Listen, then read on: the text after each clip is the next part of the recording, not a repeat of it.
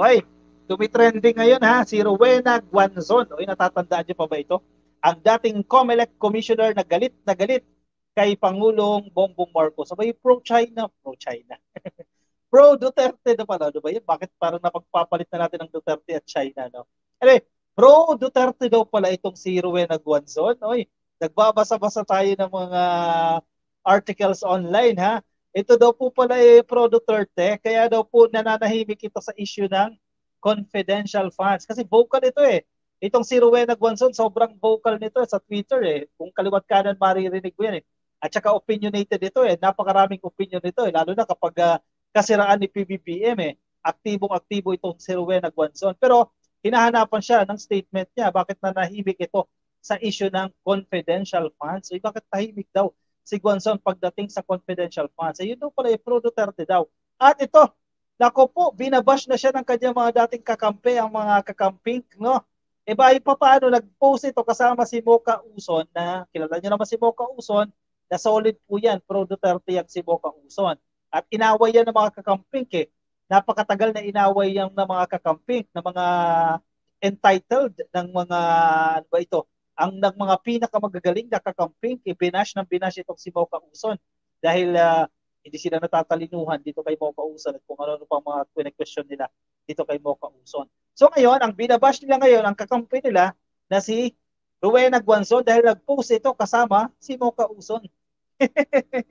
Ano yan? Bakit ganyan? Kayo-kayo na lang din dyan. Anyway, Guanzon gets backlash for posting selfie with Mocha Uson, says she is still a kakamping. Kaya huwag naman kayo mag-alala daw. Hindi pa naman daw nagbabago yan. Kakamping pa rin daw po atong si Guanzon. Pro-Duterte daw ito kakopi. Totoo ba? Para sa tingin ninyo. Sige, i-share niyo siya sa ating comment section.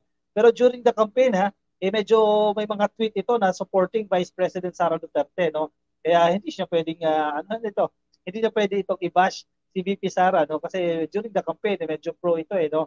Maraming mga tweets ito na favoring Sara Duterte. Kaya daw pala, nung nagbabasa-basa tayo ng mga comments, kaya daw pala tahimik itong si Gonzon sa issue ng confidential funds. So baka may nabasa kayo, hindi ko lang nabasa. Sige, ilagay nyo dyan sa ating comment section. Baka hindi ko lang nabasa. A lot of kakampings were thrilled after one of their own. Yan ha.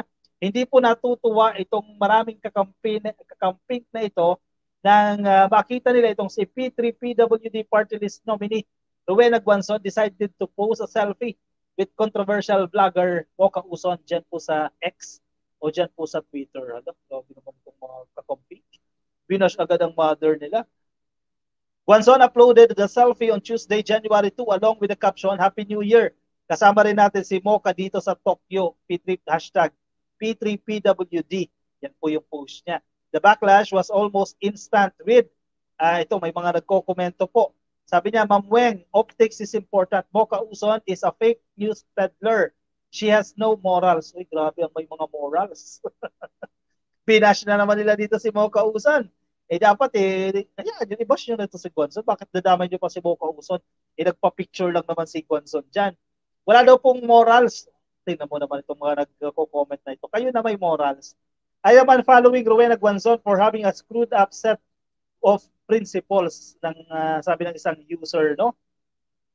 Grabe. Use on a former showbiz personality who's known for her sexy roles has long been identified as a die-hard supporter of the Duterte family. Noticing the angry comments triggered by her post, Guanzon told her followers, don't worry about people you don't like. I am a public figure. I should be inclusive. It's okay not to like them. They made an effort to greet us here in Tokyo. Respect lang po. Yan. Nanawagan ng respeto itong si Rowena Guanzon. Anong nangyayari sa inyo dyan?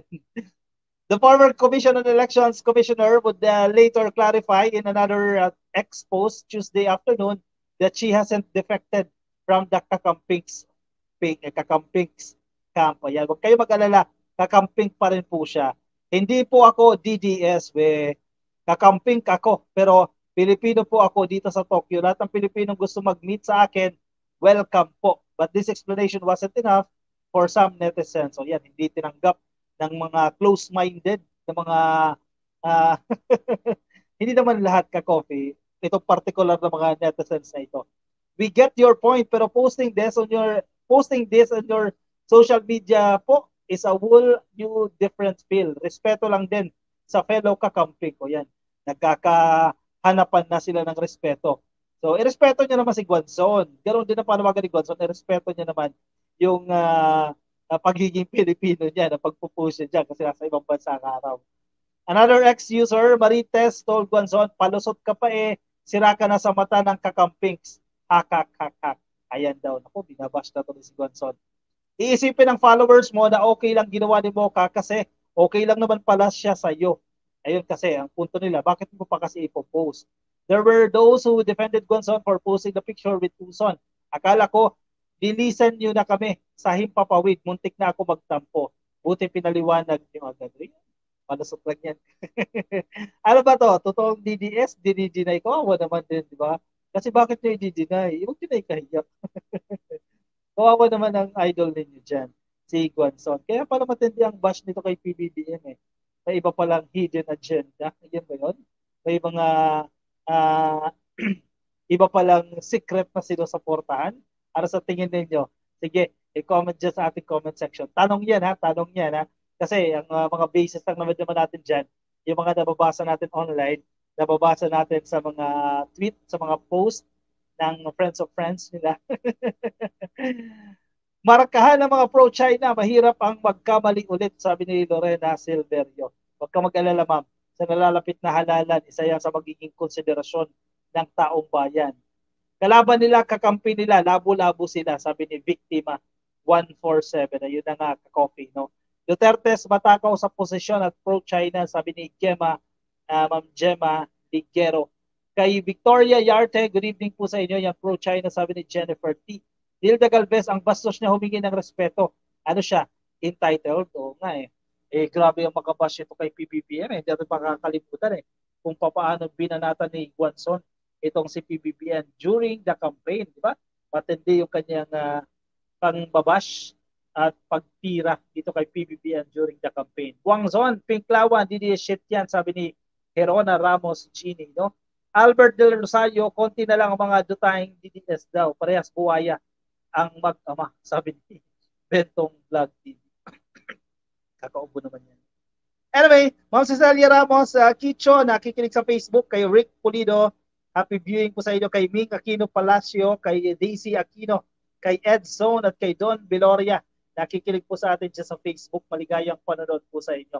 Ingat po kayo at thank you sa pagsama sa atin. Alright, sige. Baka nasa Facebook po kayo, hindi pa kayo naka-follow sa ating Facebook page, pasuyo na lang ka-coffee. I-click lang po yung follow, i-click lang po yung like dyan sa Facebook, at kung kayo ay nasa YouTube, ay i-click lang po ang subscribe. Sige, kunin nyo yun yung kape. Meron pa po tayong isang topic.